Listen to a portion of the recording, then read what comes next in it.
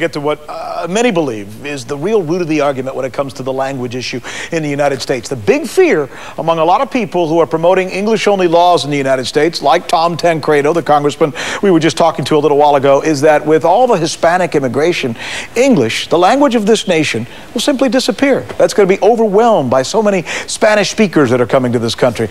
It's never happened before with other waves of immigrants, although the arguments have existed.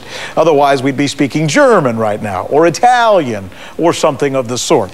In fact, a study by researchers at Princeton and the University of California at Irvine have found that by the third generation, Spanish practically disappears from the Latino families.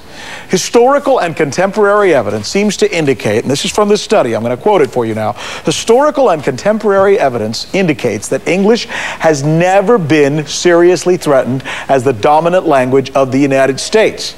And it also says, what is endangered instead is the survival of the non-English languages that immigrants bring with them to the United States. We wanted to show you that quote. Joining us now is one of the authors of this study that people have been talking about. It's Douglas Massey.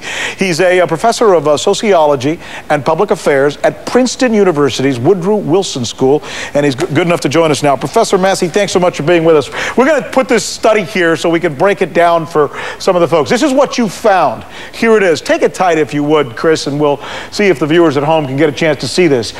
These are Mexican Americans who speak fluent Spanish. First generation, obviously 100% of them do because they've just arrived in the country. All right, then they have kids. Of those kids, 35 speak Spanish. Then they have children. Of that generation, only 17 speak Spanish. Fourth generation, only 5%. 5% is all of that generation that actually continues to speak Spanish. The rest have been Americanized. They're speaking only English. Douglas Massey, professor, what does this say? Well, it says that the U.S. is in no danger of losing its long-standing historical reputation as a graveyard for languages. As best we can tell, Spanish speakers come into this country, and by the third or fourth generation, the ability to speak Spanish is virtually extinct. And remember, this data, the data that I just described, was collected in Southern California, in San Diego and Los Angeles, which has one of the largest densities of Spanish speakers anywhere in the country.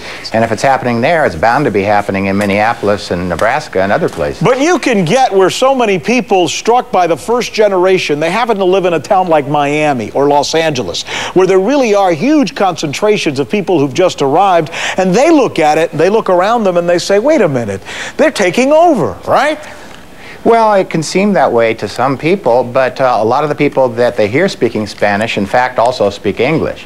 And in any time of rapid immigration, when you have the arrival of a lot of first-generation foreign language speakers, it takes time for them to adjust into English. But the longer people spend here, the more English they learn, the more they use it in daily life. And across the generations, there's a very quick drop-off of even the ability to speak Spanish as you move from quick generation. Personally, for me, this is very close to my own situation and my heart. My parents don't speak a lick of English, and they're watching me right now on TV, but they don't understand for the most part what I'm saying. My children don't speak any Spanish, and yet I'm right in the middle. Is this typical of the assimilation pattern in the United States? It happened with Italians and Germans, as we mentioned. Will it happen as well with everyone in this country, like myself, whether they're from Mexico or another place, that speaks Spanish? That's what the data show. It's very difficult to maintain Spanish across the generations. It really requires you to set up a private school system to educate people in Spanish and teach them how to read and write in the language. Because from what you learn at home, you simply learn household Spanish, and that's not a full and complete Spanish. And that's why it survives more in Miami than any place else, because the wealthy Cubans there have set up their own schools. But of course, the second and third generations also speak flawless and perfect English. Yeah, Douglas Massey, professor, Princeton. Thank you, sir, for being with us. Thank you. Interesting study. Larry King Live coming up in just a couple of minutes. Larry's going to be joining us. In fact, there he is right now. Larry spent a lot of time in Miami. Talk about a guy who knows that place. Huh, Larry? 20 years. I was there when Castro marched into Havana. Wow. On New Year's morning, 1959. I was on the air, in fact, at WKAT radio. And then all of a sudden, a lot of folks who started speaking Spanish started showing up on the shores of Miami Beach, right? And I knew a lot of them that came in, and people who worked at Channel 4 in Miami came from the Cuban community. They were an extraordinary group of people, by the way, but were very successful people, lawyers, doctors, That early crew was quite a crew. What you got tonight, man? Well, coming up, Britney Spears has